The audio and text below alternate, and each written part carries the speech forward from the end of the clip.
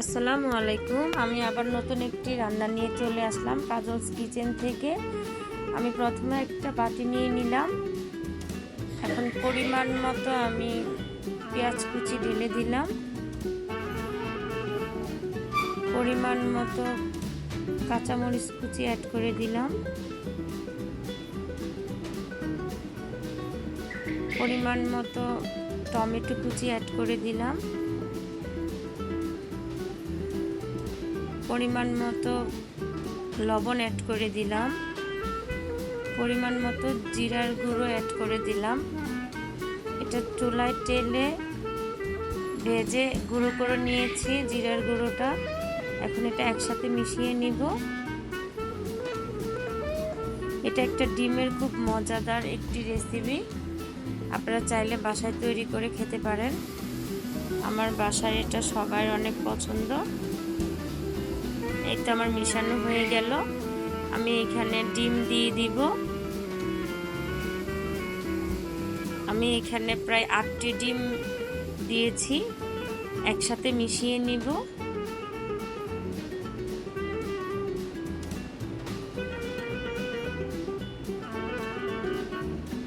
কিছুক্ষণ রেখে দিব।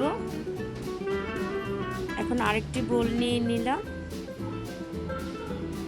আমি ডিমের সাথে কিছু আলু অ্যাড করব। এখন আমি পরিমাণ মতো মরিচের গুঁড়ো নিয়ে নিলাম। আপনারা যদি বেশি খান বেশি দিতে পারেন। যদি হলুদের গুঁড়ো দিয়ে দিলাম, পরিমাণ মতো লবণ দিয়ে দিলাম। আপনারা ঝাল যদি বেশি খেয়ে থাকেন সেক্ষেত্রে আরেকটু দিতে পারেন। একটু জিরের গুঁড়ো দিয়ে দিলাম। একসাথে মিশিয়ে নিব।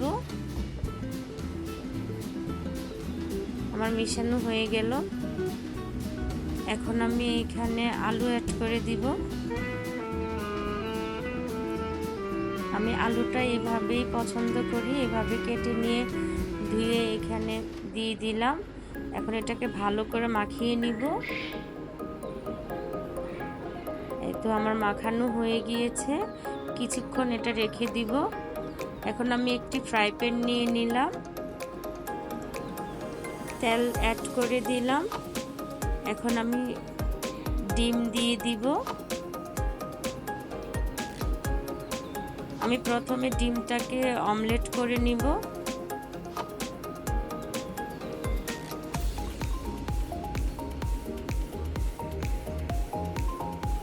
এই তো আমি একটু ভেজে নিব, একটু ভাজ করে নিব। ভাজ করে নিলে হয় কি, এটা খেতে অনেক মজা হয়। আমি যখন রান্না করব ভিতরে সমস্ত মশলা ঢুকে এটা আরও মজা হয়ে যাবে, খেতে অনেক টেস্ট। আপনারা বাসায় ট্রাই করে দেখতে পারেন। এই তো আমার অমলেট ভাজা হয়ে গিয়েছে। এখন আমি একটি প্যানে তুলে নিব।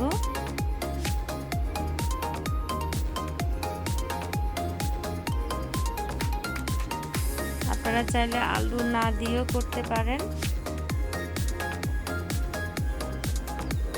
আলুটা দিলে একটু ভালো লাগে। এখন আমি আরো কিছু অমলেট ভেজে নিব।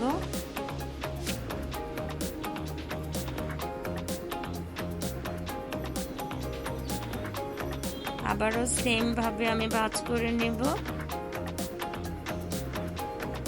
আমি এটা কেটে কেটে পিস করে নিয়েছি। আপনারা চাইলে এভাবে করতে পারেন, না হয় প্লেটে নামিয়ে কেটে নিতে পারেন। এই তো হয়ে গেল আমার ডিমের অমলেট।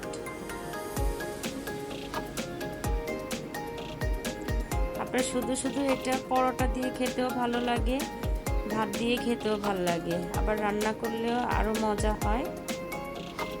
আপনারা দুই রকমই করে খেতে পারেন। এটা এইভাবে ভাজাটাও খেতে পারেন।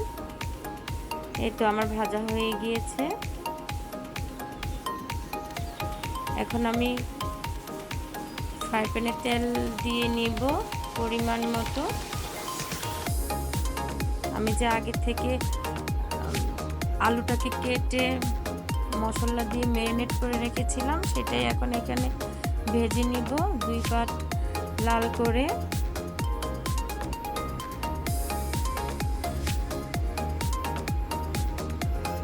দেখতে অনেক ভালো লাগতেছে কালারটা, আপনাদের কাছে কেমন লাগতেছে জানাবেন। আমার এই রান্নাটা যদি ভালো লেগে থাকে তাহলে শেয়ার করে দিবেন,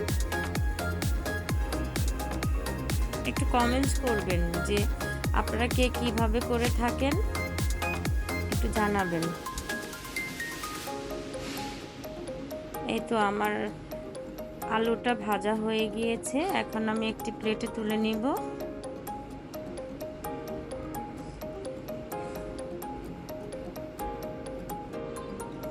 এখন আমি আরেকটি ফ্রাই প্যান নিয়ে নিব। আমি যে আলু ভেজেছিলাম সেই তেলটা ওখানে ঢেলে দিব।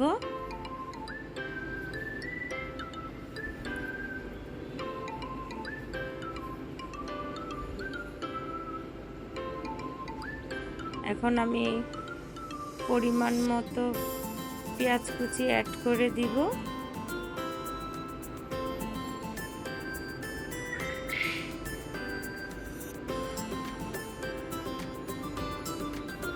আমি পেঁয়াজটাকে একটু হালকা লাল করে ভেজে নিব।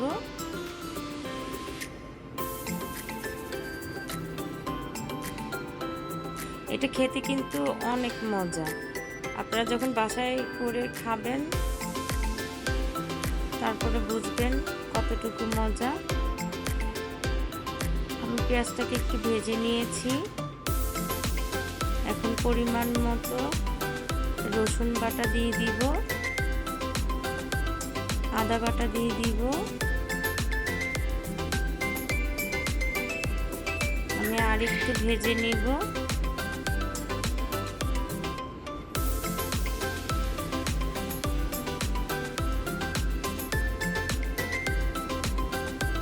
এটা আমার ভাজা হয়ে গিয়েছে।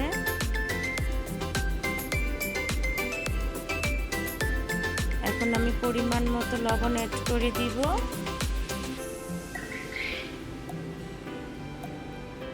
পরিমাণ মতো হলুদ অ্যাড করে দিব। পরিমাণ মতো মরিচ অ্যাড করে দিব। এখানে আমার তেলে রাখা গুঁড়ো করা জিরার গুঁড়ো অ্যাড করে দিলাম। এখন এটাকে আমি একটু ভালো করে কষিয়ে নিব।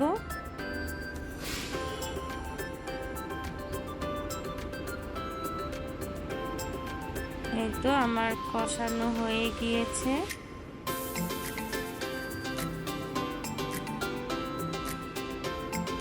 মশলাটা যত কষাবেন ততই ভালো লাগবে, সুন্দর একটা স্মেল আসবে। এখন আমি কিছু টমেটোর কুচি অ্যাড করে দিলাম।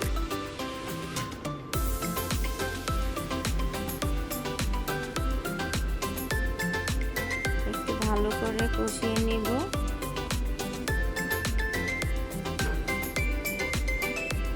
এখন আমি ভেজে রাখা আলুটা দিয়ে দিলাম। আমি এখন সবগুলো একসাথে মিশিয়ে কিছুক্ষণ কষিয়ে নিব।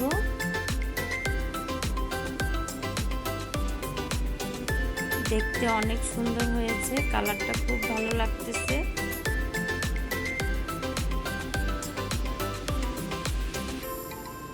এই তো আমার কষানো হয়ে গিয়েছে। এখন আমি পরিমাণ মতো পানি অ্যাড করে দিব।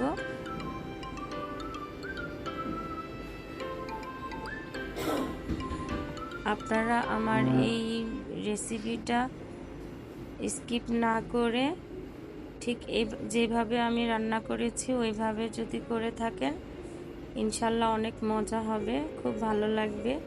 এই তো আমি এখন ভেজে রাখা অমলেটগুলা দিয়ে দিলাম।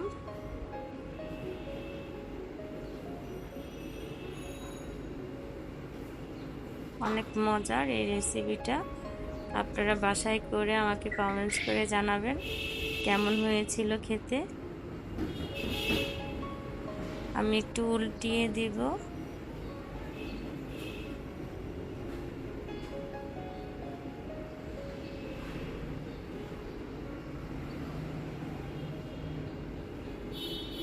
আমি এখানে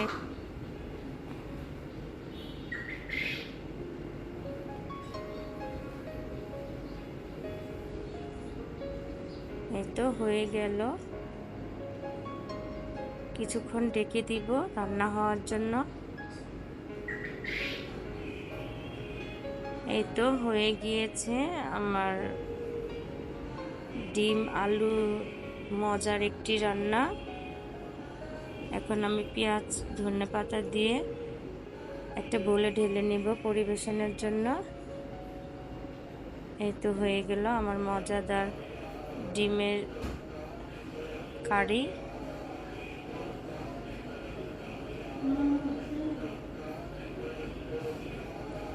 আপনারা বাসায় ট্রাই করে দেখবেন। আমি আবার নতুন কোনো রেসিপি নিয়ে কাজলস কিচেন থেকে চলে আসব। সে পর্যন্ত ভালো থাকবেন। আল্লাহ হাফেজ।